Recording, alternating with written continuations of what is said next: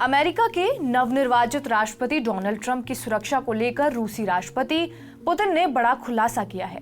Putin ने कहा कि उन्हें विश्वास नहीं है कि ट्रंप अभी भी पूरी तरह सुरक्षित हैं। इसके साथ ही पुतिन ने ट्रंप की तारीफ भी की। उन्होंने कहा कि ट्रंप एक अनुभवी और बुद्धिमान राजनीतिज्ञ है। दरअसल अमेरिका में राष्ट्रपति चुनाव के बीच जुलाई में पेंसिल्वेनिया में ट्रंप की हत्या की कोशिश हुई थी, जिसमें वो घायल हो गए थे। इसके बाद सितंबर में ट्रंप के फ्लोरिडा गोल्फ कोर्स में भी राइफल से उन्हें फायर किया गया था। रूसी राष्ट्रपति पुतिन ने कजाकिस्तान शिखर सम्मेलन के बाद ये कहा कि अमेरिकी चुनाव कैंपेन के दौरान ट्रंप के खिलाफ हत्या के प्रयास किए गए। उन्होंने कहा कि मुझे लगता है कि ट्रंप अब भी सुरक्षित नहीं है।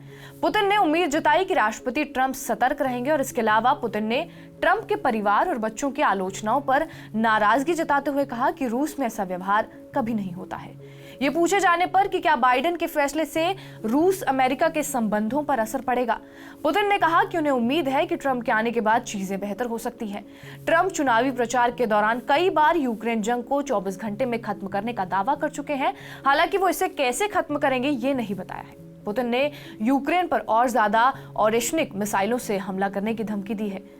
रूस ने पहली बार 21 नवंबर को ही यूक्रेन के निप्रो शहर पर ऑरेशनिक से हमला किया था। अमेरिका के नवनिर्वाचित राष्ट्रपति डोनाल्ड ट्रंप ने retired American general Keith Kellogg को रूस और यूक्रेन के लिए विशेष दूत नामित किया है। ट्रंप ने कहा कि मुझे जनरल कीथ कैलॉग को राष्ट्रपति के सहायक और यूक्रेन और रूस के लिए खास दूत के रूप में नामित करते हुए बहुत खुशी हो रही है।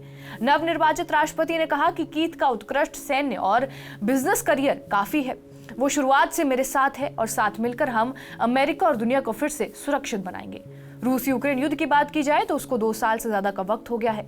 दोनों देशों में अभी भी जंग जारी है। रूस के हमले के बाद यूक्रेन के ऊर्जा मंत्री हरमन हालुशेंको ने कहा कि देश में ऊर्जा के लगभग सारे साधन ठप पड़ गए हैं।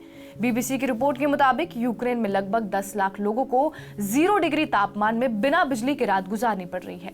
हालुशेंको ने कहा कि यूक्रेन में एनर्जी इंफ्रास्ट्रक्चर पर अटैक हो रहे हैं और इस वजह से नेशनल पावर ग्रिड के ऑपरेटर ने इमरजेंसी बिजली कटौती शुरू कर दी है।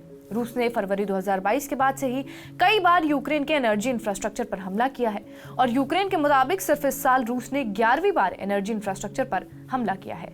बहरहाल आपका इस खबर पर क्या कुछ कहना है, हमें कमेंट बॉक्स में जरूर बताएं। बाकी देश और दुनिया की तमाम बड़ी खबरों से अपडेटेड रहने के लिए सब्सक्राइब करिए TV9 डिजिटल।